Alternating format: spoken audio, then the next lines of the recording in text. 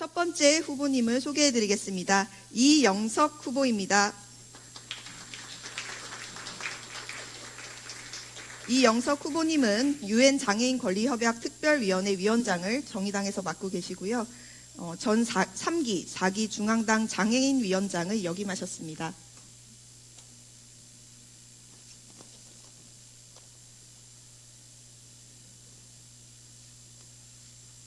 네, 시작하시면 되겠습니다.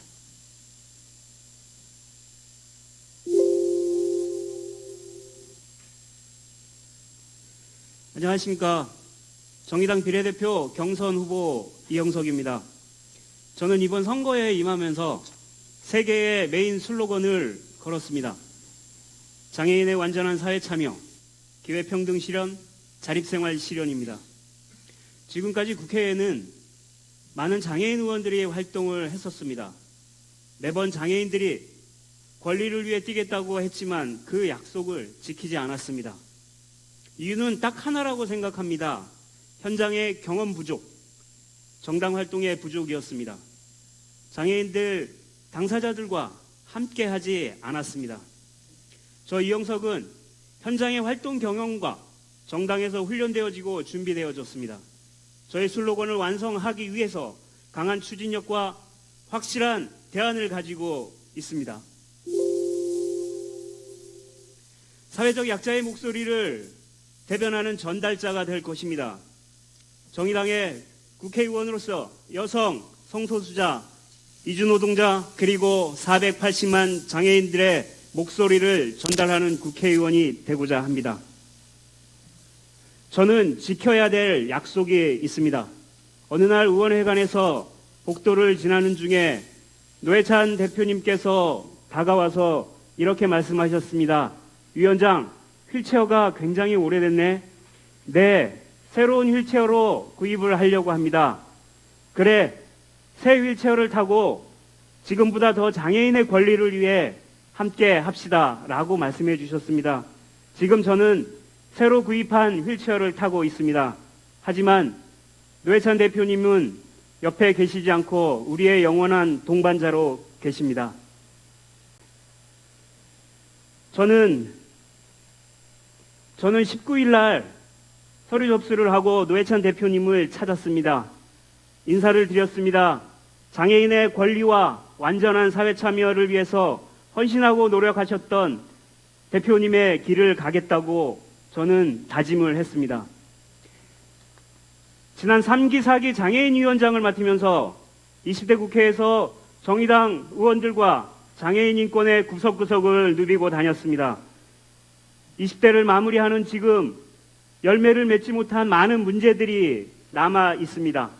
그대로 끝나는 것이 아니라 정의당 의원으로서 지금까지 그런 많은 문제들을 끝까지 짊어지고 가야 하겠습니다. 그것이 저 이영석이 해야 할 이유이기도 합니다. 할 수 있도록 지지해 주십시오. 이뿐만이 아닙니다. 저는 전국을 다니면서 지역 후보들과 활동가들에게 장애인 단체뿐만 아니라 연고자들을 연결시키는 활동을 하였습니다. 정의당의 국회의원으로 더 공격적으로 더 확장성을 가지고 지지 기반을 구축하는 데 함께 할 것입니다. 이러한 약속을 드리겠습니다.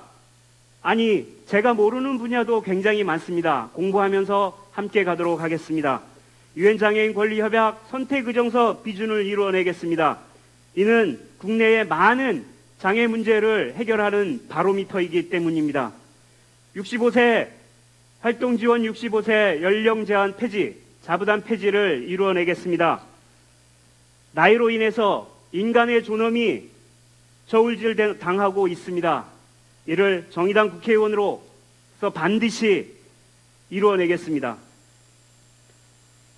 혐오와 차별이 없어지고 누구나 동등하게 살 수 있는 사회를 만들기 위한 정의당 1호 법안인 차별금지법 제정에 누구보다도 더 앞장서서 달려나가겠습니다. 지금까지 그래왔던 것처럼 정의당 마크가 새겨져 있는 제가 타고 다니는 노란색 스쿠터를 보게 될 것입니다. 그 노란색 스쿠터를 타면서 전국을 누비는 국회의원을 곧 만나보게 될 것입니다.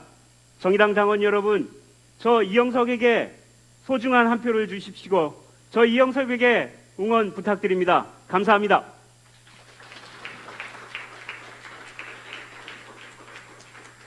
네, 수고하셨습니다. 다음은 이상헌 후보입니다. 이상헌 후보는 현재 경기도당 부위원장과 파주시 지역위원장을 역임하고 계십니다.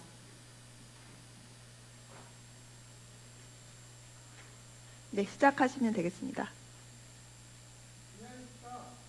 정의당 비례대표 후보 이상헌입니다. 나는 왜 정의당 국회의원 비례대표가 돼야 하는가라는 질문에서 저는 지금의 신자유주의 문제를 해결하기 위해서 비례대표가 되겠다라는 말씀을 먼저 드리도록 하겠습니다. 저는 오늘 강연에서 크게 4가지 부분으로 나누어서 설명을 드리도록 하겠습니다. 첫 번째 부분에서는 경제체제가 어떻게 바뀌는지 말씀드리고, 두 번째는 전통적으로 경제 문제가 발생했을 때 어떻게 전통적으로 문제를 해결하는지 보여드리고, 저는 그 전통적 문제 해결과 다른 새로운 대안을 말씀드리도록 하겠습니다.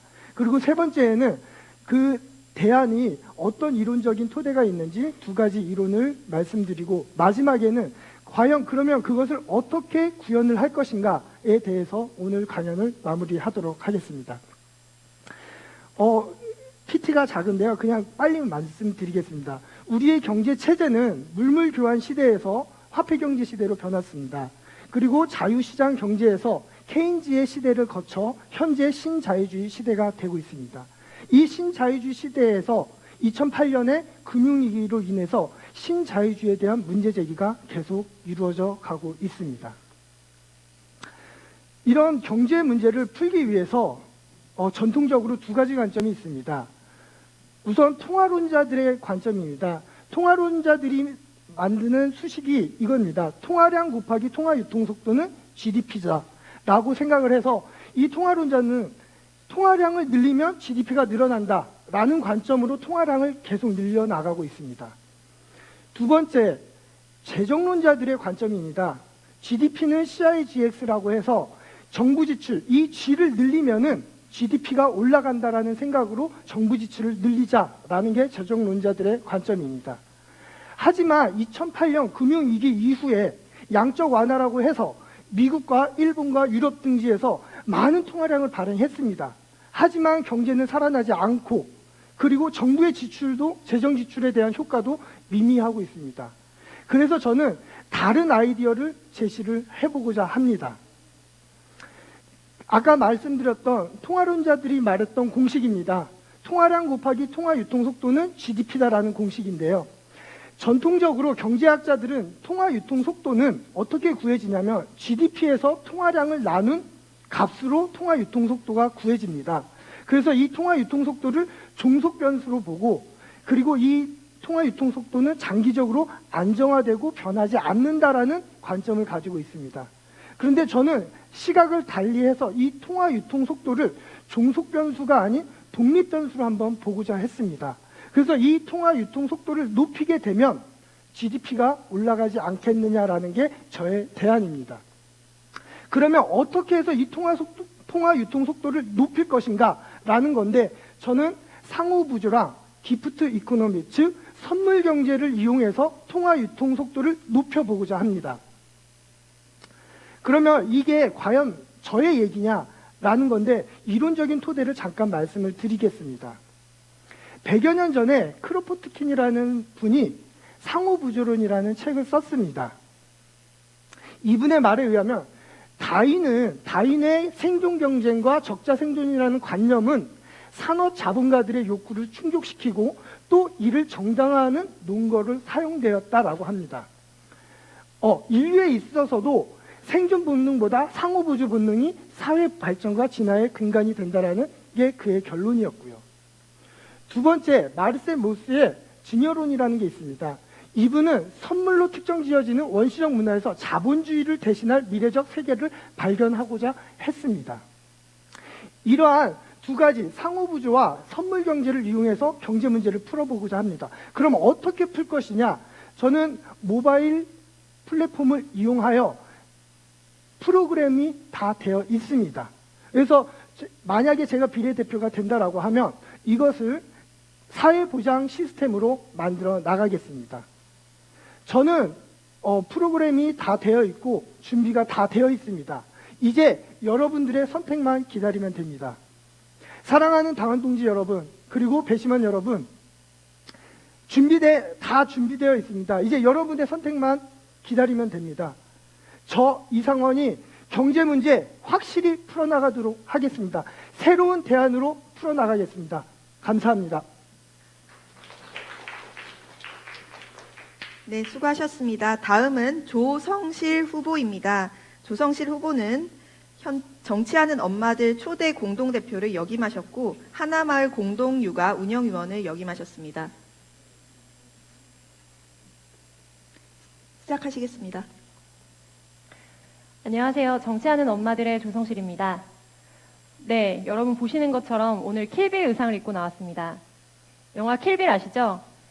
자기 아이의 평범한 일상을 지키고 싶은 킬러 엄마의 혈투와 복수를 다룬 영화입니다. 엄마란 무엇일까요? 배심원단 여러분들의 어머님의 이름이 궁금합니다.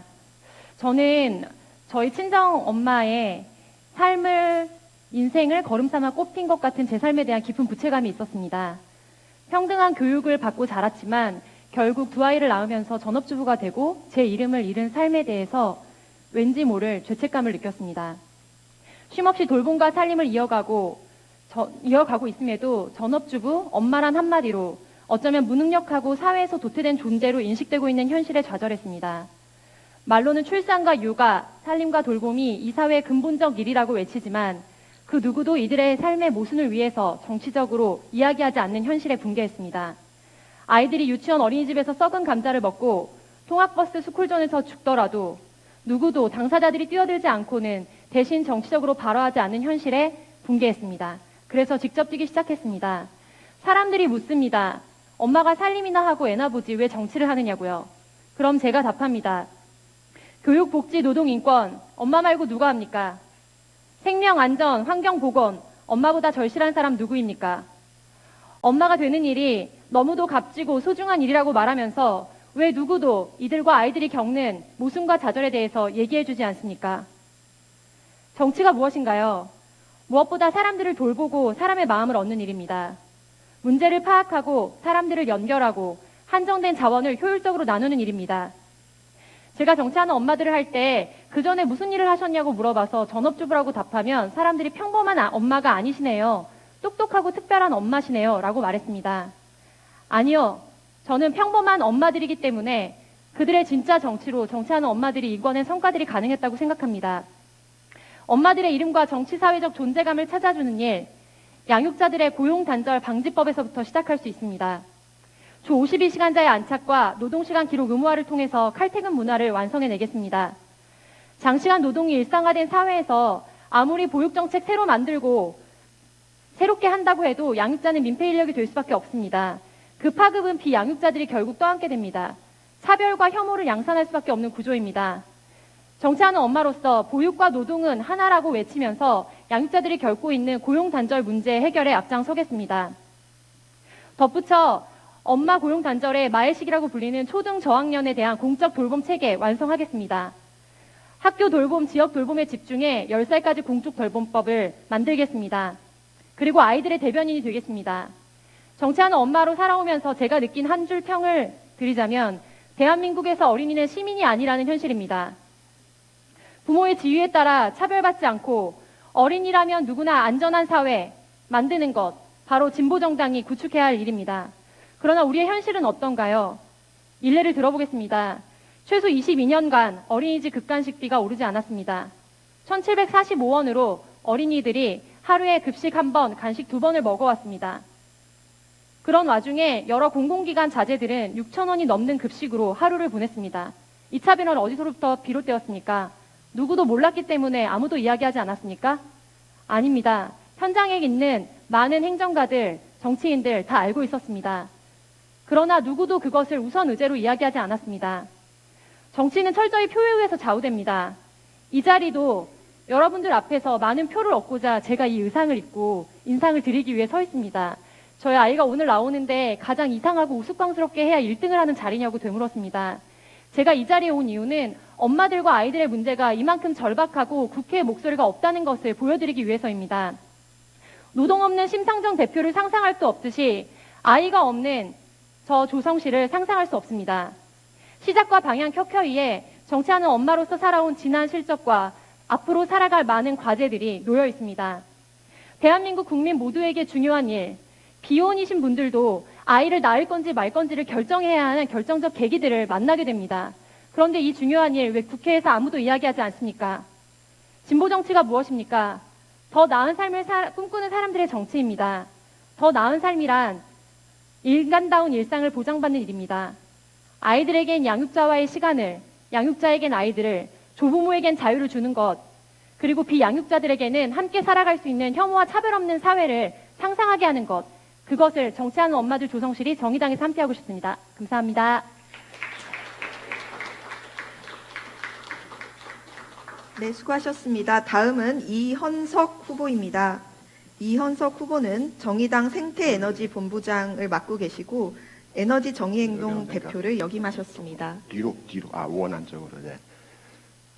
네, 시작하겠습니다. 예, 반갑습니다. 이번에 비례대표 후보에 나온 이헌석입니다. 반갑습니다. 아까 소개도 나왔는데 제가 지금 정의당의 생태에너지 본부장을 맡고 있습니다. 앞에 서 있는데 제가 좀 기분이 안 좋습니다. 저희가 플라스틱을 줄여야 된다, 환경을 얘기해야 한다 하는데 전체가 다 플라스틱 병으로 둘러싸여 있네요. 제가 지금 선거에 나온다고 생태에너지 본부장직을 잠시 내려놨습니다. 일단 먼저 사과드리고 얘기를 좀 시작해 보도록 하겠습니다. 오늘 저의 이야기는 왜 제가 비례대표 후보가 돼야 되냐, 정의당의 비례대표 후보가 돼야 되느냐, 이 얘기를 드리고자 합니다. 시간이 많지 않아서 한 가지 질문만 먼저 들어보겠습니다. 환경 문제, 그러면 사람들은 다 환경위원회에서 문제를 푼다고 생각합니다. 하지만 저는 기후변화 그린 뉴딜 얘기를 하러 나왔습니다. 이 얘기는 환경위원회 소관이 아닙니다. 산업위원회 소관입니다. 그래서 이 왜 산업이 중요한지에 대해서 중점적으로 말씀을 좀 들어보겠습니다.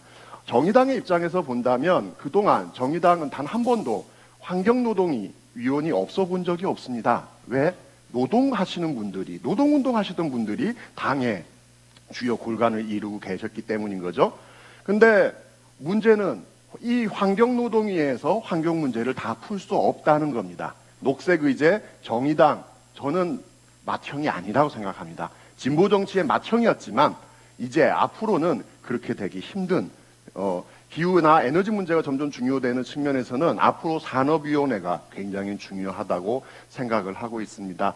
그간 저는 밀양 송전탑 문제, 국회 산업위에서 추천해 주셔가지고 위원으로 참여하기도 했고요. 탈핵 탈석탄 문제, 그리고 기후변화 문제들에 대해서도 적극적으로 함께 해왔습니다.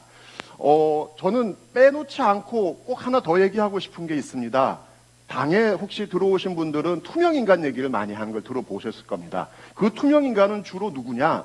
사회적 약자 내지는 중소상공인, 서민을 얘기합니다. 근데 저는 저기서 빠진 게 있다고 생각합니다. 핵발전소 인근, 석탄화력발전소 인근 또는 핵폐기장 이런 곳에 인근에 살고 있는 지역 주민들이야말로 저는 우리가 놓치고 있었던 투명인간 중에 한 명이라고 생각합니다. 월성 핵발전소 앞에 살고 계시는 이분희 선생님, 손자의 소변에서 방사선 물질이 나왔습니다. 문제 제기를 했는데 기준치 이하라서 괜찮다고 그냥 살라고 얘기하고 있습니다. 부산에 계시는 우리 이진섭 선생님, 아들이 균도입니다. 태어날 때부터 장애가 있었고요. 집안 식구들이 다 암에 걸렸습니다. 그럼에도 불구하고 소송을 했는데 최근에 졌습니다. 저는 이런 분들과 정의당이 손을 잡아야 된다고 생각합니다.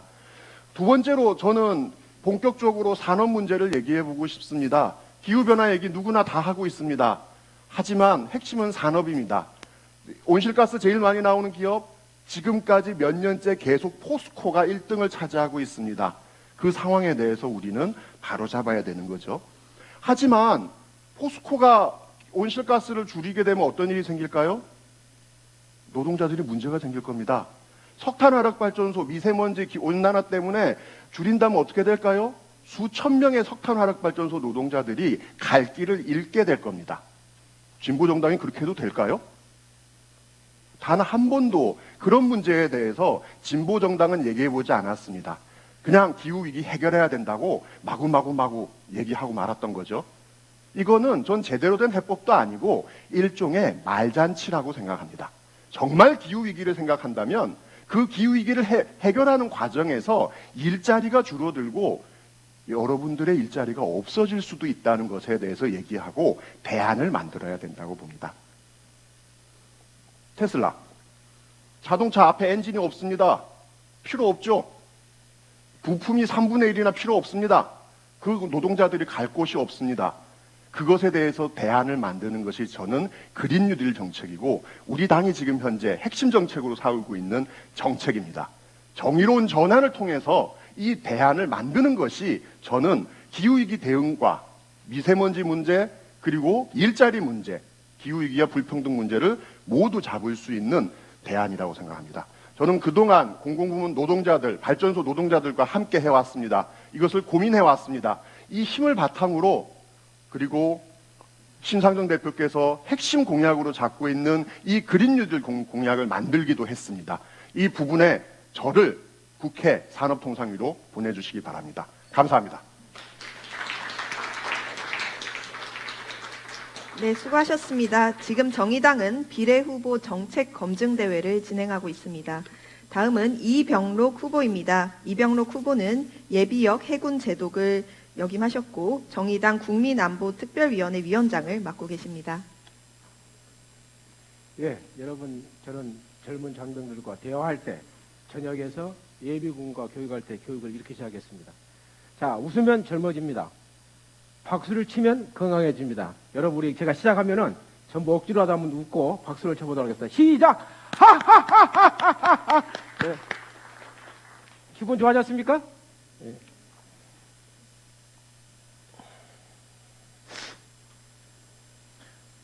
저는 광군에서 의병으로 이제 정의당으로 왔습니다.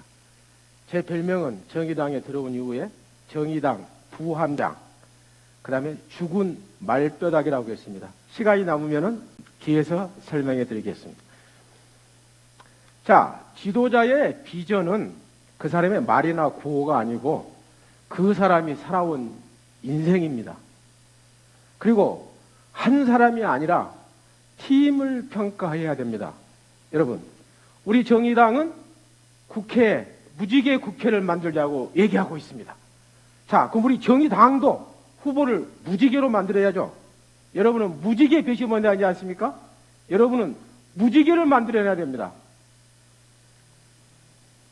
자, 군에서 제3, 진보로 평생을 살아온 제 얘기를 하겠습니다. 저는 진보의 첫 번째 가치가 평화와 통일이라고 생각합니다. 여러분 보십시오. 저는 평생 군에서 평화와 통일을 얘기했습니다. 그리고 전역 후에 통일의병 등 각종 시민단체에서 이를 실천을 했습니다. 두 번째 진보의 가치는 압제, 부당한 권위에 대한 대항이죠. 여러분 신병훈련소 다녀오셨죠? 저는 가입교 신병훈련소에서 부당하게 때리는 조교에게 제가 무엇을 잘못했습니까? 맞는 이유를 알고 맞겠습니다. 그랬습니다. 그 훈련 조교가 저를 더 때렸을까요? 도망갔습니다. 두 번째 가치는 약자에 대한 배려입니다. 약자와 소통하고 이해하고 그들의 문제를 해결해 주는 것입니다. 제가 중령 때 강원함 부함장으로 근무했습니다. 부함장은 내무생활을 관리하는 내무반장입니다. 함대에서 가장 악명 높았던 강원함에서 6개월 뒤에 편안 육상으로 발령 나가는 병사들이 인사명령을 취소해달라고 요구가 빗발쳐가지고 제가 함대 인사차장한테 욕을 엄청나게 먹었습니다. 인사명령을 해소시킨다고. 세 번째는 뭘까요? 다양성입니다. 저는 동명대학교에서 강의를 할 때 국가안보론에 국방만이 안보가 아니고 다양성, 민주주의, 환경, 인권 모든 것이 안보라고 하면서 발표식 교육을 실현했습니다.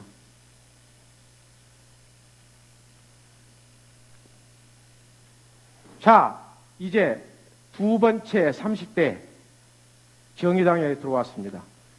우리 정의당의 현재는 소수의 분야에서 소수의 의원들이 열심히 내성에서 잘 지켜왔습니다. 농성을 잘했습니다. 여기에 단 한 명의 국회의원 김종대 의원이 안보 분야에서 얼마나 수고 보수를 결합시켰습니까? 자, 우리는 이번 총선에서 외성으로 진출해야 됩니다. 원내 교섭단체가 되든지 아니면 최소한 숫자를 늘어날 것입니다. 외성으로 늘어났는데 안보, 평화, 외교 이 분야가 없으면은 안시성을 지켜내지 못했듯이 내성에서 전쟁에서 승리한 경우는 거의 없습니다. 한쪽이 무너지면은 우리는 다시 내성으로 들어가야 됩니다. 자, 여러분 외성에서 수권정당으로 진출해야 됩니다. 지금 일부 세력들이 저를 빨갱이라고 욕하고 있습니다. 그들은 레드 콤플렉스에 가득 차 있습니다. 그들로부터 우리가 빨갱이가 아니고 그들이 잘못했다고 막아줄 방패가 누구입니까? 자, 국민안보. 많은 민주당까지도 이 물병이 안보라고 얘기하고 있습니다. 국민안보는 이 물병이 안보가 아니고 물병 속에 물이 안보입니다. 자, 첫 번째, 사람이 안보입니다. 얘를 낳지 못하는 걸 많이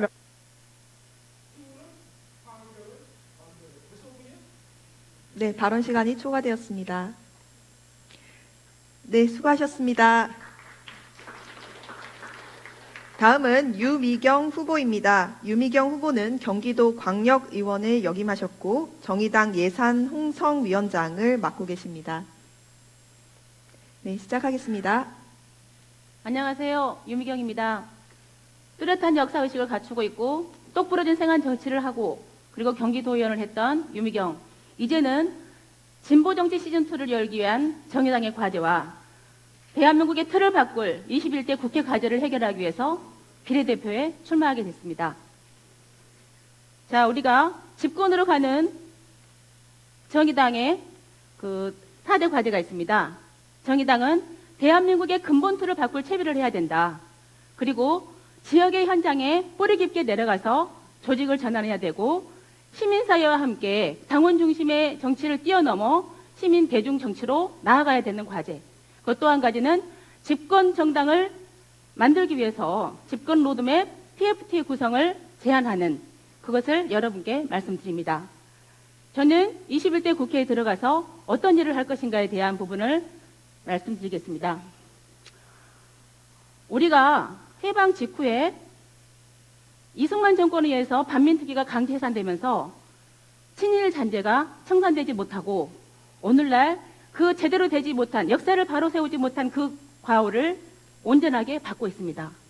역사를 바로 세우지 못하고 인권이 말살된 그러한 대한민국에 살면서 이제 흔히들 4.15 총선은 친일 전쟁이라고 합니다. 그리고 작년에 사실 아베의 경제정도도 있었고요. 그런 것들을 바로잡기 위해서 유미경은 21대 국회에 들어가서 반드시 역사를 바로 세워서 친일 잔재를 청산하겠습니다. 친일 부역자들의 친일 재산 환수법을 제정해서 그 부분을 제대로 추진하면 이제 이 나라가 바로 서지 않겠는가 그런 말씀을 드립니다. 또한 인간의 기본권이 제대로 보장되는 인권기본법을 제정하고 싶습니다. 이 또한 우리나라는 국가인권위원회법은 있지만 인권기본법이 없다는 게 정말 저는 놀라운 사실이었습니다. 우리가 그 관련된 파생된 차별금지법이라든가 그런 것들을 해야 되는 이유는 인권기본법을 제정을 바탕으로 차별과 혐오가 사라질 수 있도록 해야 되는 과제를 유미경은 하겠습니다. 대한민국을 통째로 바꿀 7공화국 개헌을 견인하겠습니다. 우리나라 가장 큰 문제인 부동산 문제, 그 토지 정의를 바로 세우고 노동 정의를 바로 세우고 완전한 자치분권 그리고 대한민국의 권력구조 개편을 통해서 7.1공화국 개헌을 추진하겠습니다. 이 또한 사회적 공론화가 있어야 되고 2018년도에 굉장히 많은 개헌의 논의가 있었고 우리 정의당 안도 있었습니다. 당시에 노회찬 대표님께서 우리는 자치분권을 강화되는 그리고 진보 정치에 표방을 하는 그런 개헌안을 냈고 했지만 자유당의 반대에 의해서 지방선거 때 통과가 되지도 못하고 투표도 붙이지 못했습니다. 이건 21대 국회의 과제가 되고 유미경 들어가면 반드시 하겠습니다. 국공립대 통폐합으로 교육 대혁명을 이루겠다. 우리의 청년들이 대학을 나오지 않으면 워낙 임금차별이 심해서 너도 나도 대학을 갖는 그런 사회가 됐습니다. 이제는 대학을 다니지 않아도 임금차별을 받지 않는 그런 시대. 또한 모든 대학을 국공립으로 통폐합하면서 대학 서열화를 폐지하고 대학 등록금 자체가 무상이 되는 그런 대학 무상 교육 실현을 위해서 유미경 힘쓰겠습니다. 100% 권역별 연동형 비례대표제. 이건 정말 대단한 정치혁명입니다. 왜냐하면 각 권역별 연동형 비례대표가 됐을 때 우리들의 개헌의 주요 골자인 지방자치는 완성이 되는 것이고 이제 지금 이 문재인 정부에서 계속 그거를 추진하고 있지만 아직 재정과 관련된 것은 자치가 되지 못하고 있습니다. 그런 부분을 21대 국회 과제는 해야 되고 유미경은 거기에 들어가서 꼭 하겠습니다. 여러분께 꼭 말씀드리고 싶은 게 있습니다. 21대 국회에 들어가서 유미경이 해야 될 이러한 일들을 할 수 있도록 저에게 힘을 실어주시고 제가 지역에서 향토사학자로서 역사의식을 갖춘 그런 부분들이 국회에 나가서 역사를 바로 세우는 그러한 국회의원 또 한 가지는 우리 정의당이 진보 정치를 대표할 수 있는 그러한 대표할 수 있는 당으로 나아갈 수 있게 집권당의 전략에 세웠던 그 로드맵이 여러분과 함께 실현될 수 있도록 유미경에게 힘을 주십시오. 저는 노동의 희망 시민의 꿈 그 정체성을 우리 당 안에서 만들어내고 싶습니다. 시민이 중심이 되는 그러한 사회를 만들고 싶습니다. 유미경 여러분에게 꼭 어필해 주십시오. 유미경 반드시 뽑아 주십시오. 감사합니다. 네, 수고하셨습니다. 다음은 한창민 후보입니다. 한창민 후보는 정의당 부대표를 역임하셨고 현재 노무현 재단 대전 최종 충남 공동대표를 맡고 계십니다. 네, 시작하겠습니다. 반갑습니다. 배시원단 여러분. 그리고 지금 이 영상을 통해서 지켜보는 시민선거인단 그리고 당원 여러분 반갑습니다. 정의당 비례대표 경선에 출마한 한창민입니다.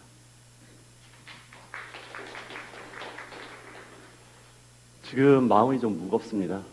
방금 들어오기 전에도 이걸 준비하기보다는 지금 코로나 상황을 점검을 했는데요. 대구 지역뿐만 아니라 전국적으로 확산되는 이런 위험성 때문에 모든 국민들의 우려와 심려가 큽니다. 이 어려운 상황일수록 우리 국민들이 지혜롭고 현명하게 서로를 배려하면서 이 코로나의 위기를 극복했으면 좋겠습니다.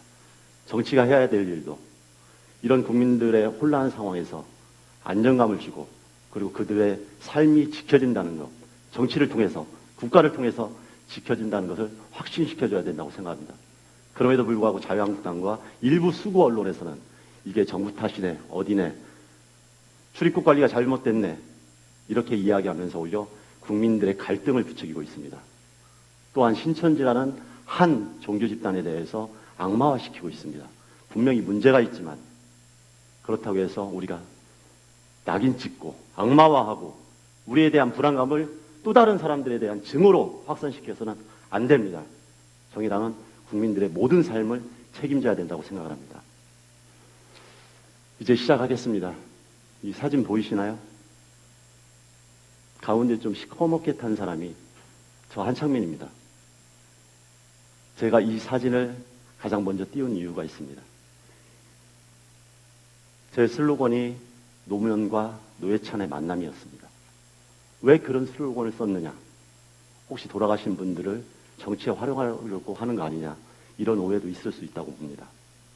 그러나 제가 정의당을 만들고 정의당에서 지역에서 시당위원장과 부대표와 대변인과 정의당을 다 무너진 터에서 지무정당이 상처와 회한으로 남겨있을 때 다시 한번 희망을 만들어보자 이렇게 했을 때 그 시작점이 바로 노무현 대통령 돌아가시고 봉화에서 3년 동안 있을 때입니다. 많은 분들이 이야기합니다. 노무현을 이야기하면 진보 진영에서 또 다른 오해와 원망과 상처를 이야기합니다. 그래서 저는 노회찬 대표님과 함께 무너진 진보 정치를 다시 일으켜 세우고 우리 스스로의 과거의 모든 모습들을 성찰하고 혁신해서 국민들의 삶을 책임지는 그런 진보 정당을 만들고 싶었습니다. 그리고 그 시간 동안 8년 동안 그 길을 걸어왔습니다. 제가 제 과거 이야기를 하는 것은 다른 것이 아닙니다. 우리 정의당이 왜 만들어졌고 어디로 향해야 되는가? 진보 정치가 과연 시민들의 삶을 어디까지 책임질 수 있는가? 그것을 이야기하고자 합니다. 보이시나요? 가장 가운데 이번 정의당의 총선 1호 분양입니다. 청년 기초 자산제도. 그 이전에 대통령 선거에서는 청년 사회상속제라고 했습니다. 수많은 우리 당의 공약이 있습니다. 모든 부문에 우리 국민들의 삶을 책임지고자 내놓은 공약들입니다. 이 중에는 이루어진 것도 있고 아직 이루어지지 않은 것도 있고 앞으로 우리가 이루어야 할 것들도 있습니다. 청년 기초 자산제도. 처음에 이 이야기를 꺼냈을 때 국민들의 반응이 어떻습니까? 조중동을 비롯한 수구 언론, 심지어 바른미래당 당시 유승민 의원까지 포퓰리즘이라고 비난했습니다. 그런데 그럴까요? 우리는 이제 이것을 현실로 만들어야 됩니다. 조금 전에 이야기했듯이 정의당에 수많은 공약과 사회적 의제가 있습니다. 그걸 어떻게 해결할 건가? 저는 이 이야기를 여러분과 하고 싶었습니다.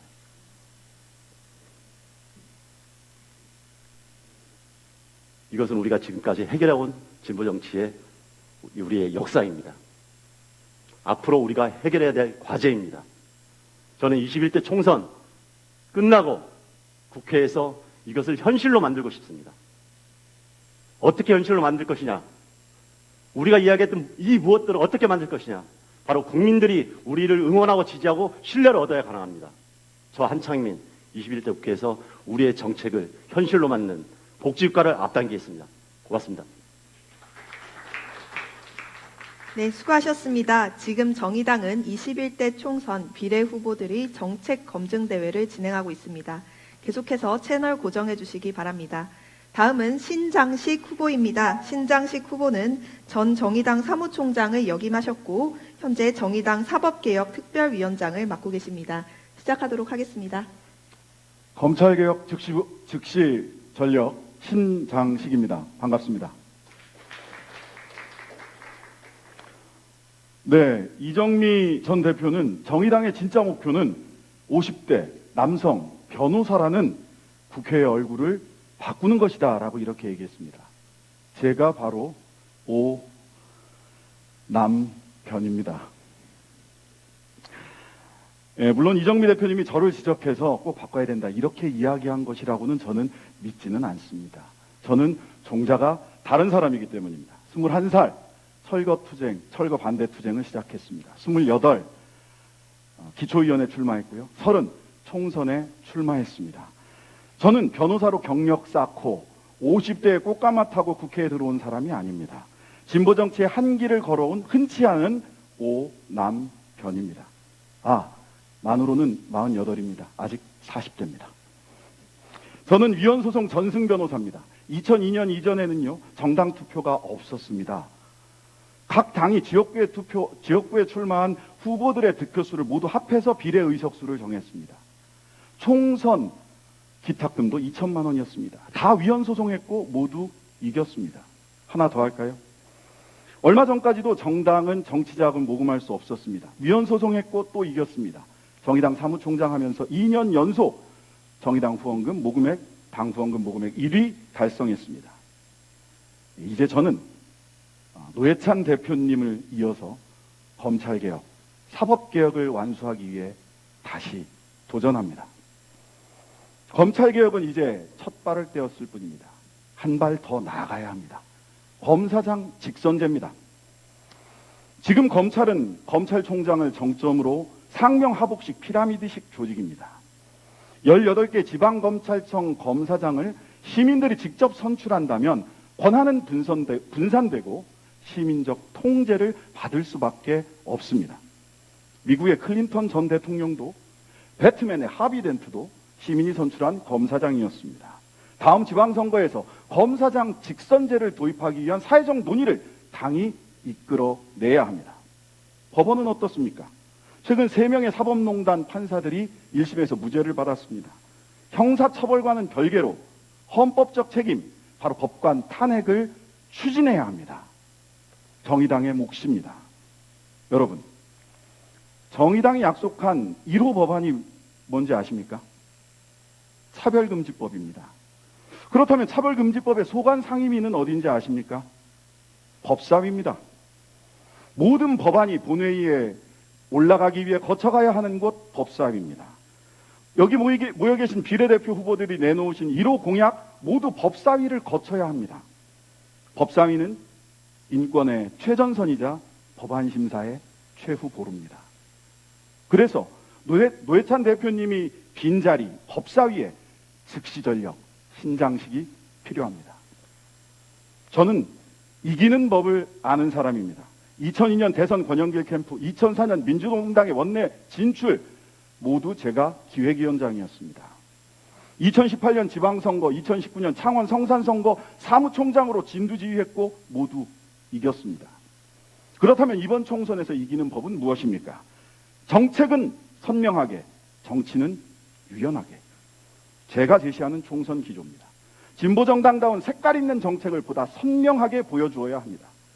그와 동시에 미래통합당이 탈법과 반칙과 꼼수로 선거에서 승리할까 걱정하는 시민들에게 정당 투표는 정의당에게 몰아줘야 된다라고 호소하고 설득해야 합니다. 노회찬 대표님이 가장 잘하던 일이고 지금 신장식이 방송에서 하고 있는 일입니다. 더 선명하게, 더 크게 이야기하겠습니다. 정당 투표 20% 달성, 교섭단체 구성의 견인차가 되겠습니다. 집권을 위해 우리는 더 강해져야 합니다. 강한 정당은 조직이 튼튼하고 당에서 성장한 정치인이 리더가 되는 정당입니다. 이번 비례 경선에는 청년, 여성 등 각 분야를 대표하는 정치인들이 모두 출마했습니다. 참 고마운 일입니다. 하지만 구슬이 서말이라도 꿰어야 보배입니다. 각 분야를 대표하는 정의당 정치인들을 묶어내서 원팀 정의당, 강한 정의당 만들겠습니다. 저 신장식이 하겠습니다. 저에게 맡겨주십시오. 감사합니다. 지금까지 신장식이었습니다. 네, 수고하셨습니다. 다음은 배복주 후보입니다. 배복주 후보는 장애 여성 공감 대표를 역임하셨고 현재 정의당 소수자 인권 특별위원회 위원장을 맡고 계십니다. 시작하겠습니다.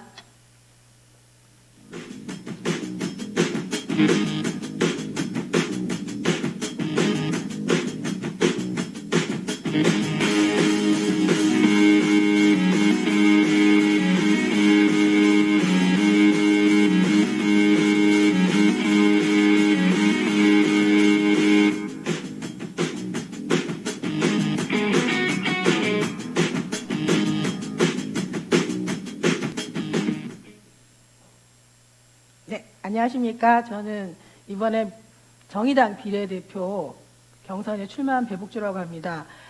오늘 제가 조금 지루하실 것 같아서 앞에 영상으로 저를 소개했고요. 제가 정의당 비례대표 국회의원으로 해야 되는 이유가 무엇인지가 질문이고 그 질문에 3가지 키워드를 가지고 설명드리고 싶습니다. 첫 번째 키워드는 경험입니다. 저의 삶의 경험과 저의 활동의 경험은 총 4가지로 좀 생각을 해봤습니다. 첫 번째가 그 비장애인 중심 사회에서 장애인이 어떤 장벽을 느끼는가, 교육권, 이동권, 생존권 등 그런 많은 장벽이 장애로 인해서 구성되고, 두 번째는 가부장제 중심 사회에서 여성이 어떤 장벽을 느끼는가, 의사결정 과정에서의 배제, 기회 제한, 그리고 낮은 사회적 위치성을 가지는 것이 바로 여성이란 이유로 장벽을 맞이하는 경험이 있습니다. 그리고 저는 젠더폭력 피해자를 지원하는 경험이 있는데 이 젠더폭력 피해자들이 주로 말하는 사회적 장벽은 바로 그 법과 제도 그리고 사회의 통념과 인식입니다. 그리고 마지막으로 자본주의 사회에서 저의 경험은 저는 배우지 못하고 가난한 부모에게 태어났기 때문에 아무리 노력해도 제가 가지는 사회적 신분과 계층은 정해져 있다는 걸 경험했습니다. 그리고 저는 그래서 이 경험을 바탕으로 운동을 시작했고 운동에 있어서 제가 구호를 많이 외쳤던 것이 성폭력 피해자들이 항상 하는 말이 일상을 어떻게 회복할 것인가, 가해자는 어떻게 적정한 처벌을 받아야 되는가, 이것이 미투 운동의 가장 큰 슬로건이었고요. 그리고 저는 장애인 운동에서 주목했던 것은 바로 발달장애인의 권리, 그리고 이동권 투쟁, 활동보조인 제도화 투쟁, 그리고 지금의 탈시설 운동까지 이런 운동의 현장에서 함께 이런 슬로건을 가지고 참여했습니다. 마지막으로 저는 장애여성 공감이라는 단체에서 활동했는데 장애여성은 사회적으로 복합적이고 교차적인 차별의 경험을 하고 있는 분들로서 이 운동은 우리 사회의 사회적 소수자들의 삶과 연결되어서 연대했던 경험이 있습니다. 그것에서 가장 중요하게 발견됐던 것은 인권의 용어가 선언이나 그냥 구호가 아니라 일상의 인권이 장착돼야 된다는 운동의 경험이 있습니다. 이로 인해서 제가 두 번째 키워드로 국회에 들어간다면 이런 경험을 어떻게 국회에서 실현시키고 펼칠 것인가, 그 응답이란 키워드로 말씀드리겠습니다. 제가 하고 싶은 건 크게 네 가지입니다. 미투 운동의 결과로 한국 사회에서 이제 성폭력과 관련된 법 개정이 필요한데 저는 대표적으로 강간죄 개정이라고 여러분이 강간죄 개정 운동을 했었는데요. 강간죄는 지금의 형법 297조에 폭행과 협박을 수반한 행위를 강간이라고 지금 규정하고 있는데 그것이 동의 여부로 전환돼야 된다는 것을 설명드리고 싶고, 두 번째 저는 제정하고 싶은 거는 피해자들의 피해자 2차 피해로 인한 그 지원을 하고 싶습니다. 그리고 차별금지법을 통해서 많은 사회적 소수자들이 가장 기본적인 권리를 보장받을 수 있도록 하고 싶고요. 장애인의 동정과 시혜가 아니라 장애인이 하나의 사회적 시민권자로서 살아갈 수 있는 장애인 권리보장법을 제정하고 싶습니다. 마지막으로 낙태죄가 작년에 헌법 불합치로 인해서 대체 법안이 올해 말까지 만들어야 되는데요. 21대 국회에서 여성의 선택과 결정이 존중돼야 되고, 그리고 어떤 여성도 배제되지 않는 낙태죄 대체 법안을 만들고 싶습니다. 마지막 키워드는 진보인데요. 진보 정치는 세 가지로 말씀드리겠습니다. 어떤 사람의 삶을 들여다보는 공감의 정치, 그리고 한 사람 한 사람의 목소리가 울려 펴지는 다양성의 정치, 그리고 인권이 보장되는 가장 우선적인 가치로 인권이 국회에 흐르는 그런 정치를 하고 싶습니다. 제가 최근에 읽은 록산게이의 한거라는 책이 있는데요. 이 책에서 제가 느낀 이 문장은 제가 보기에는 사회에서 차별과 혐오를 받는 사회적 소수자들의 연대와 연결은 강합니다. 한편으로는 대단히 포용적입니다. 그래서 저는 복주는 정치라는 것으로 우리 사회가 안전하고 평등하고 그리고 모두가 행복하게 살기 위한 사회적 시스템을 만드는데 최선의 노력을 다하겠습니다. 감사합니다. 수고하셨습니다. 다음은 박인숙 후보입니다. 박인숙 후보는 정의당 여성안전특별위원장을 맡고 계시고 전국 먹거리연대 공동대표를 맡고 계십니다.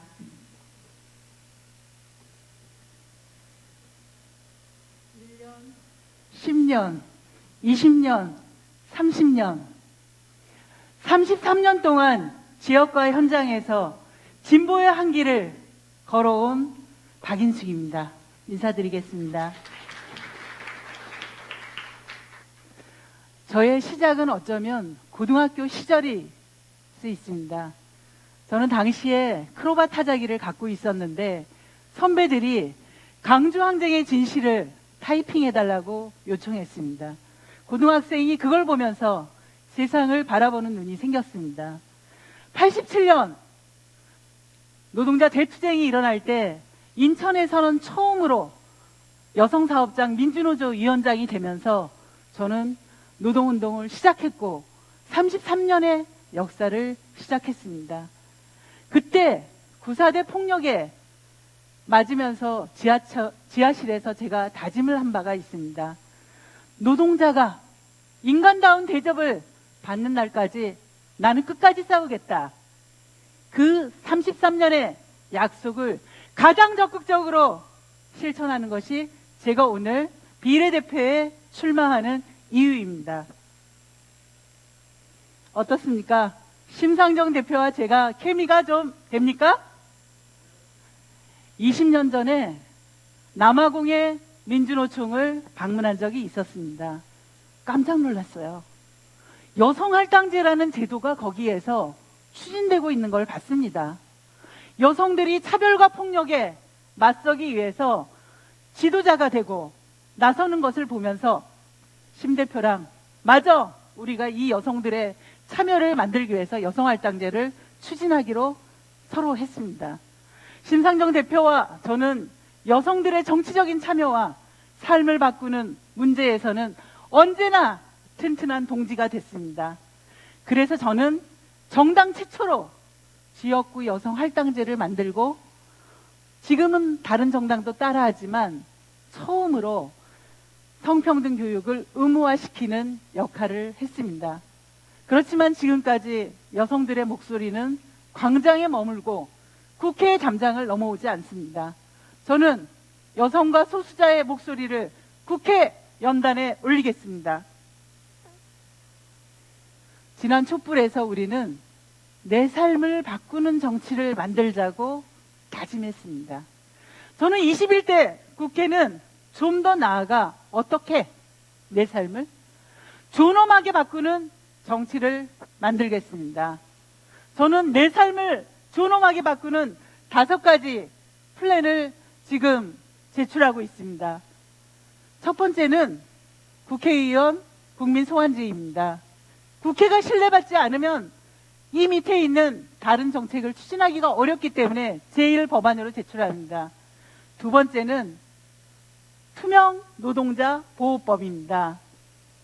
홍길동도 아닌데 노동자가 노동자라고 얘기도 못하고 사업주인지 노동자인지 모르는 그 수많은 노동자들이 노동의 권리를 보장받을 수 있도록 해야 합니다.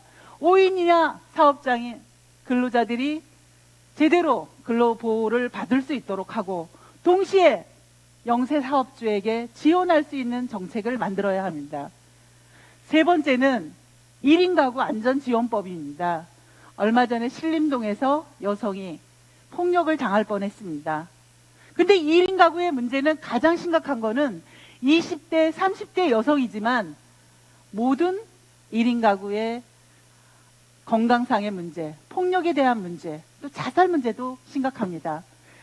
82년생 김재영법, 더 이상 경단녀라고 얘기하지 마십시오. 경력 단절 이후의 대책이 아니라 경력 단절이 되지 않도록, 고용 단절이 되지 않도록 만들겠습니다.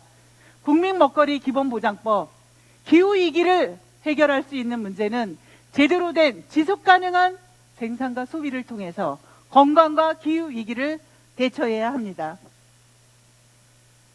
혹시 교섭단체 구성하려면 국회의원이 몇 명 당선돼야 되는지 아시나요? 맞습니다. 20명입니다. 지금 이 당 저 당 이름 바꿔서 헷갈리시죠? 국민 여러분, 정의당만 기억해 주시고 꼭 만들어 주십시오. 33년 지역과 현장에서 갈고 닦은 실력으로 교섭단체 견인차가 되겠습니다. 고맙습니다. 네, 수고하셨습니다. 지금까지 1조 후보자님들의 발표가 모두 끝났습니다. 잠시 10분 쉬고 다시 2조 발표로 돌아오도록 하겠습니다. 지금 정의당은 21대 총선 비례대표 후보자들의 정책 검증 대회를 진행하고 있습니다. 잠시 뒤에 돌아오겠습니다.